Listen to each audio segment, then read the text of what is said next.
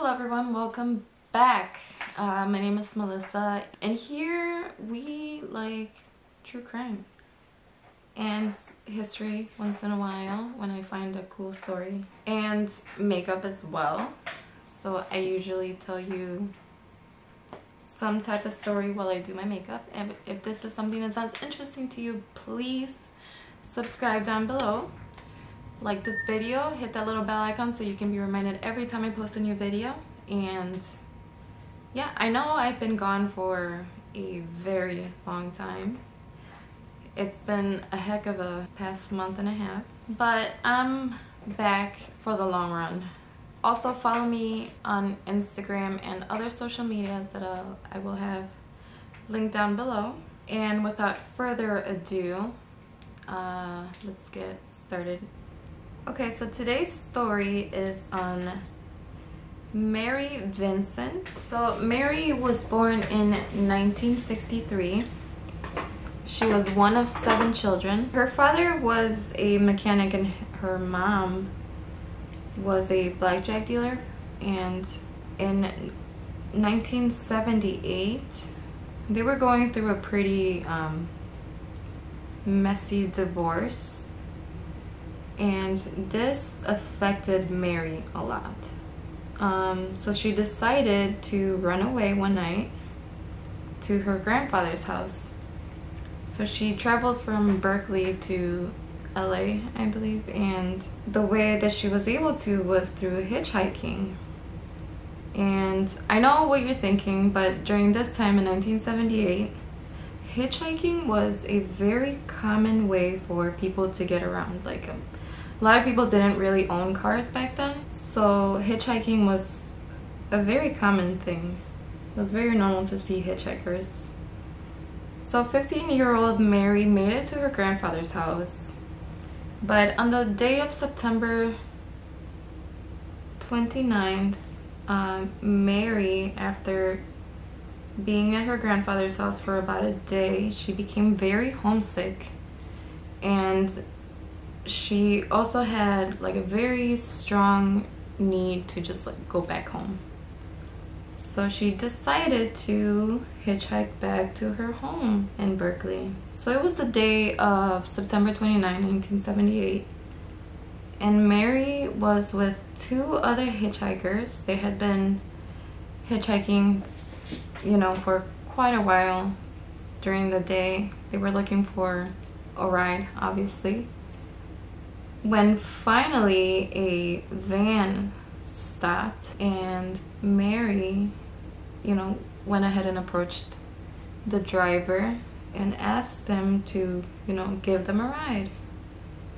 Now this van was driven by a 51-year-old Lawrence Singleton. When Lawrence saw Mary, he told her that he only had room for her and nobody else, which Mary knew, you know, was really sketchy. So she went and told the other 2 hitchhikers that she was with what Lawrence had told her, and they were telling her, you know, like, this isn't really like the smartest thing to do. And she knew, she felt it in her gut that she should decline this offer, but because she was so desperate to get back home, she accepted it.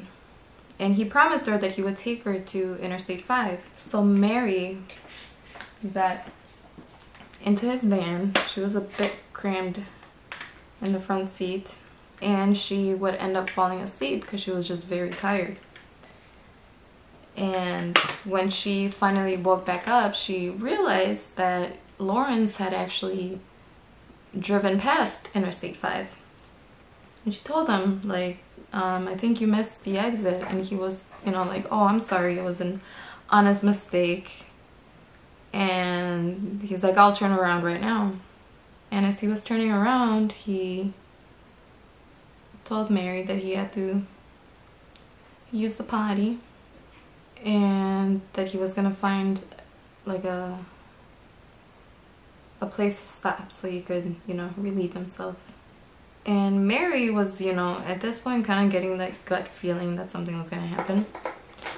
So she, you know, was almost like in her mind preparing herself to basically make a run for it.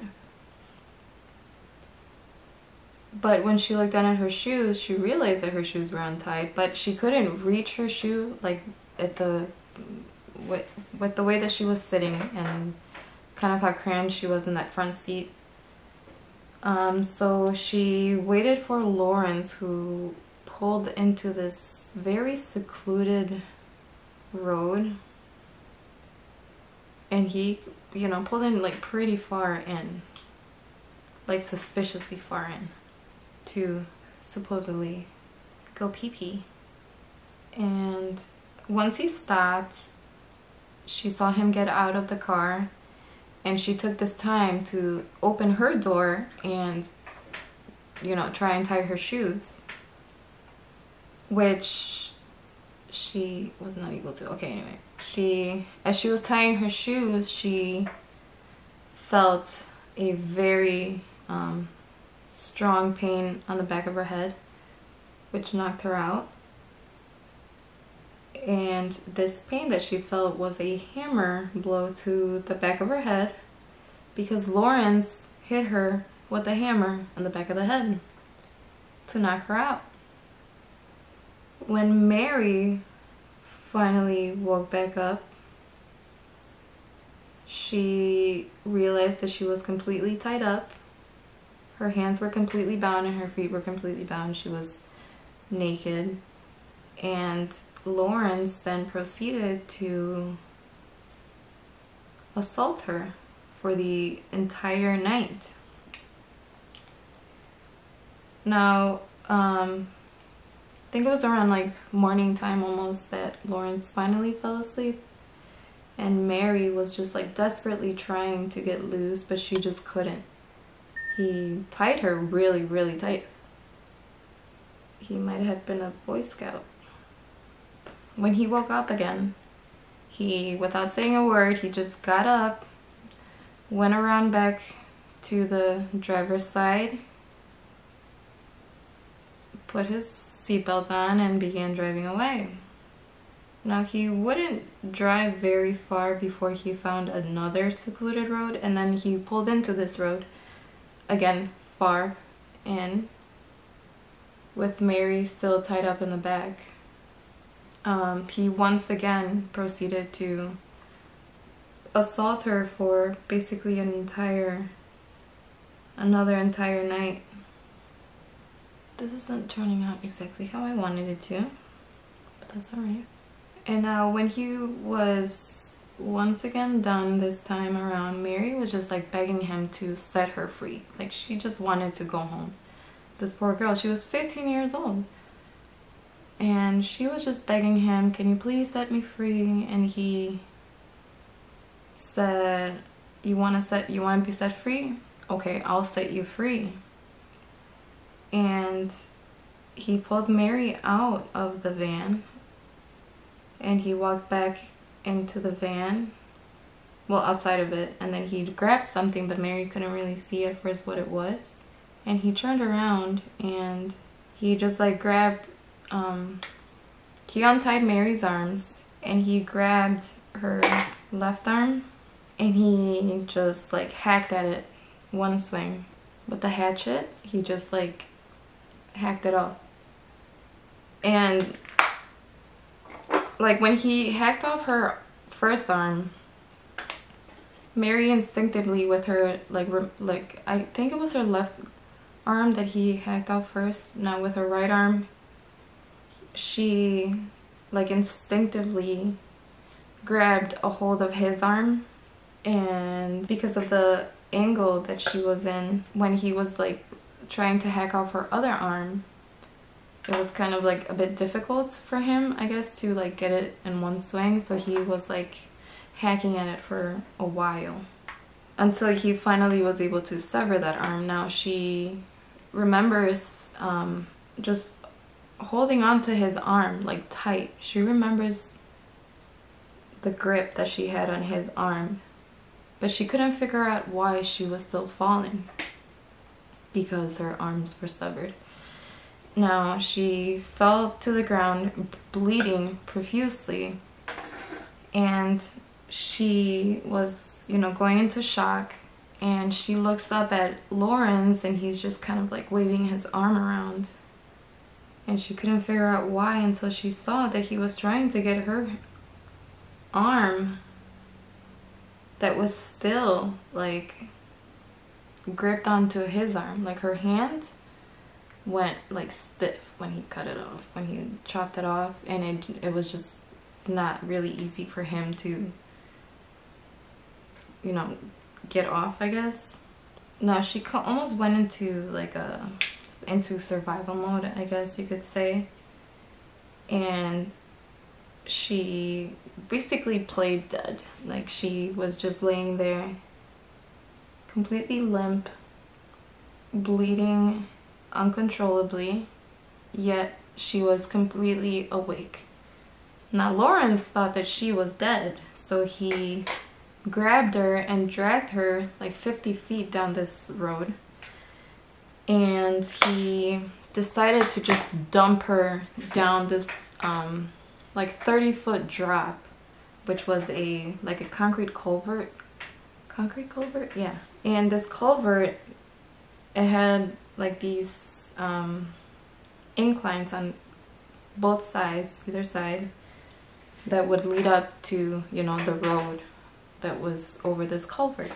Now he just dumped her straight down 30 feet. Poor, like, this girl was completely conscious through this entire thing, and she landed and just lay there. She now she would lay there for a few hours because she didn't know whether Lawrence had left or not, until she was just getting way too tired. She was laying there trying not to fall asleep, and because she knew that if she did fall asleep, she was gonna just like not ever wake up again, and she was not ready for that.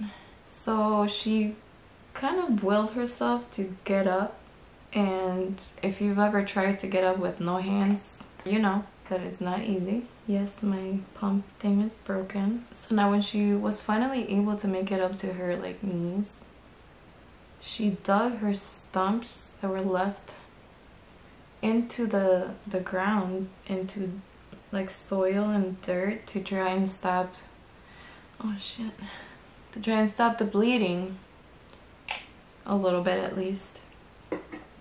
So she like digs her stumps into the ground, and she puts her arms up, she says, to keep all the blood and like basically the insides of her arm, to keep them in her arms, to keep all that stuff from falling out. She then proceeds to climb up this 30-foot incline up because she could hear cars driving by. It takes her about a day, I believe, from sunrise to sundown when she was finally able to get up there. And when she did, you know, she was kind of hoping that the first car, or any car at all, would just stop to help her. And I feel like this is way too late now. What foundation? When the heck did I get so back? But I forgot to mention that when she landed off of this 30-foot drop, she actually broke a few ribs and I believe her ankle. So that's why it took her like basically an entire day to climb up this 30-foot incline. But she walked for a few hours before a car, like the first car, drove by. And unfortunately, this car, when the drivers in this, I believe it was like a red convertible, saw her, they were just way too freaked out by her condition to stop, and they like sped off. And as you can imagine, like, Mary was feeling very, very defeated, yet she continued. She walked for, I believe, like 3 miles down this one road in the dark, and another car drove by. Now this car was driven by a couple. They were on their honeymoon, and they had gotten lost and ended up on this road. And they were the ones who stopped to help her, to drive her to the hospital.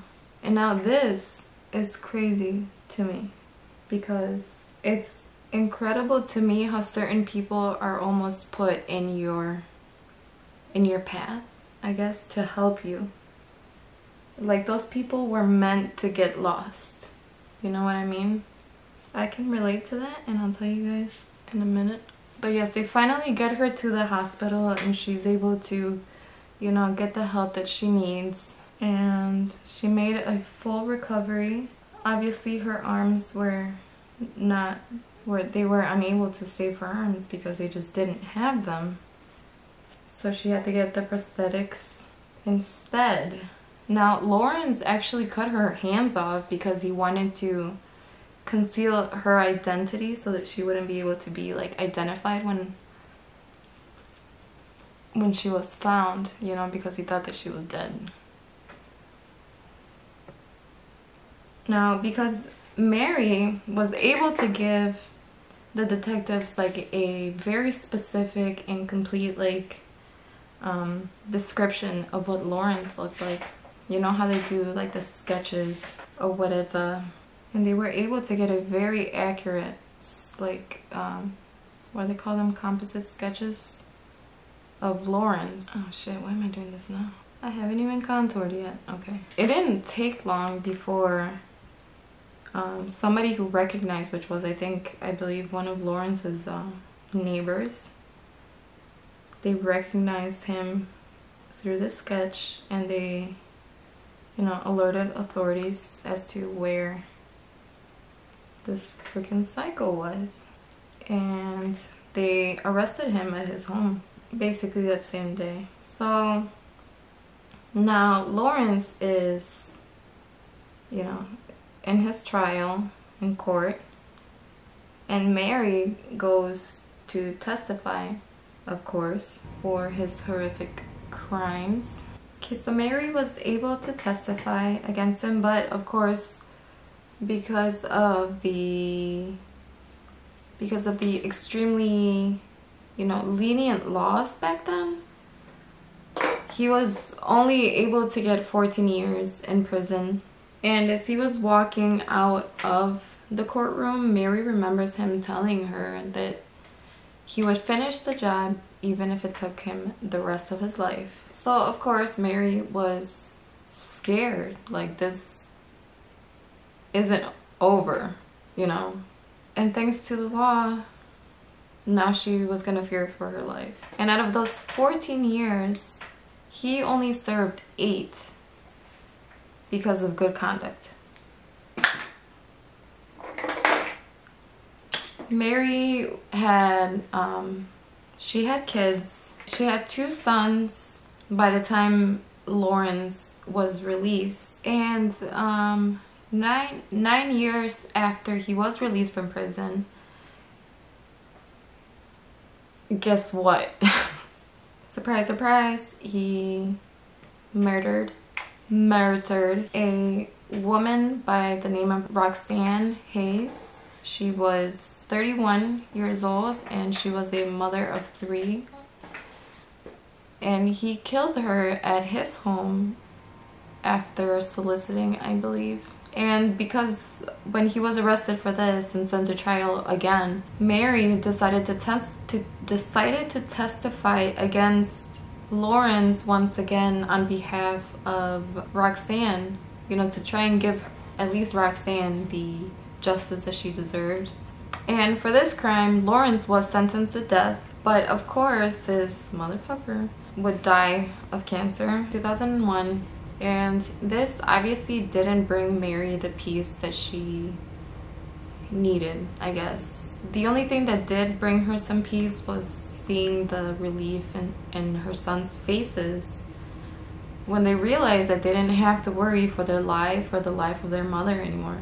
Nowadays, or recently, the most recent thing I could find was Mary is she is an artist, a painter, and also an advocate for victims just like her, who, you know, fighting, you know, for Congress to at least make the laws harsher for criminals who commit these incredibly, you know, horrendous crimes against other people. You know, Mary's doing good. She was able to get the counseling that she needed, and she is, I believe, like 58 years old now. But anyways, this was the story of Mary Vincent and how she survived a horrendous attack. If you enjoyed this story, please subscribe down below, like this video, and hit that little bell icon so you can be reminded every time I post a new video. Follow me on social medias, and oh, that's right, hold on, I was gonna tell you. Okay, so when Mary was found by this couple who had gotten lost in their honeymoon. Now, why I believe that they were almost placed there, you know, by some, I don't know, I don't want to say, like, how can I put this? Like, they were meant to be there, you know what I mean? And I say this because this happened to me with my daughter. She had an accident at the store, and by some miracle, a woman who was checking out while I was, like, you know, panicking, happened to be a nurse, and she was able to help my daughter, well, she's 12 months old now, my 12-month-old. And, you know, everybody else that was there in that store at that moment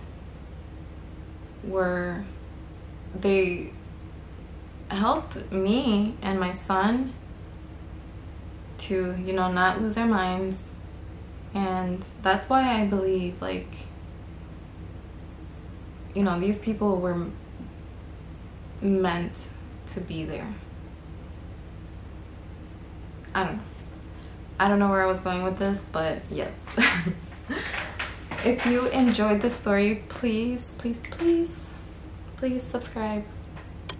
Comment and let me know if, you know, anybody has ever been placed in your path by chance. I don't know, like they were meant, I don't know, do you know what I'm trying to say? I can't explain it, but